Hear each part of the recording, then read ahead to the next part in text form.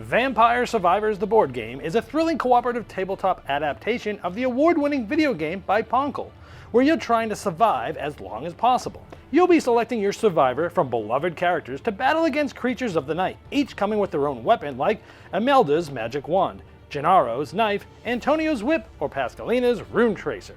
You'll also have your own deck of cards specific to your survivor. You'll collectively take turns fighting against the game, and the game will constantly be applying new pressure on you. On your turn, you'll play any amount of cards from your hand to take actions to fight off the ever-encroaching enemies, like using the knife. You can decide to use it to deal 1 damage to the first enemy in direction of your choice, then discarding the card into your own personal discard pile, which you'll get back into your hand on a future turn. Or you can use it as one of your 2 allowable ongoing persistent abilities, like your projectiles dealing 1 damage to a target adjacent to a hit target. Some cards attack in specific patterns, like the axe, or others allow you to move around the board to get into better position. As you defeat enemies, you'll gain experience points, which go into a communal pool, allowing any of the players on their turn to spend, adding cards directly to their hand, as well as drawing 4 more cards from their deck, giving them more options next turn. And you'll need these because between each player's turn, the enemies will activate and spawn more as it becomes more difficult to keep up with the ever-growing board full of enemies. You're trying to survive as long as possible, but no one outruns death forever. As the Reaper spawns after the last standard enemy spawns, congratulations, you've won the game, even if you're defeated by the Reaper. However, as you play, you can fulfill a secondary goal, to complete achievements in order to unlock new content that will help you survive in future plays. Each game has 3 different unlock goals, like defeating 4 or more enemies with 1 weapon card, spending 5 coins, or playing 2 lightning rings on the same turn.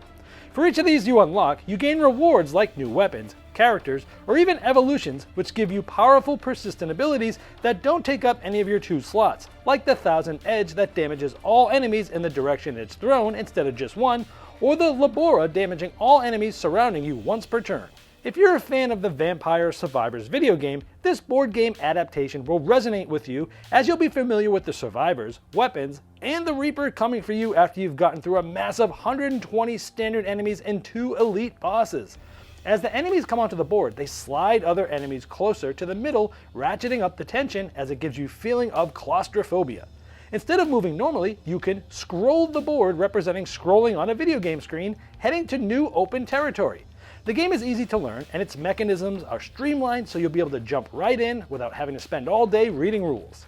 If you're a board game enthusiast but have never played the video game, 2 words sums it all up: Emerson Matsuuchi. His designs of Foundations of Rome, Spectre Ops, and Century Spice Road solidify him with the great names in game design. The fast-paced deck building gets to the fun quicker by adding your purchase cards directly to your hand that you can use next turn. The agency built into the multi-use cards creates agonizing decisions throughout the game, deciding whether to use the card for its immediate effect or its ongoing persistent ability. Do I want to play the cross A for this specific pattern, or do I want to inflict damage with this pattern with all other crosses I play in the future? The cooperative nature comes through, especially with the communal pool of experience points collectively deciding who will purchase what depending on the deck they've been building. But even during the turns, you can help each other by playing cards with a lightning bolt to help activate the player on their turn. The hand management element is strong since you can play as many cards as you want on your turn, but the cards you don't play stay in your hand, in addition to the 4 cards you draw each turn. So do you want to have a really powerful turn right now, or do you want to just play 1 card to move this turn, setting yourself up for a powerful turn? Having 3 different goals to unlock for the next game gives it a huge amount of replayability, as it changes your tactical decisions and which cards you'll purchase each game. Going into the next game with some new characters, weapons, or evolutions gives you the itch to play it again right away.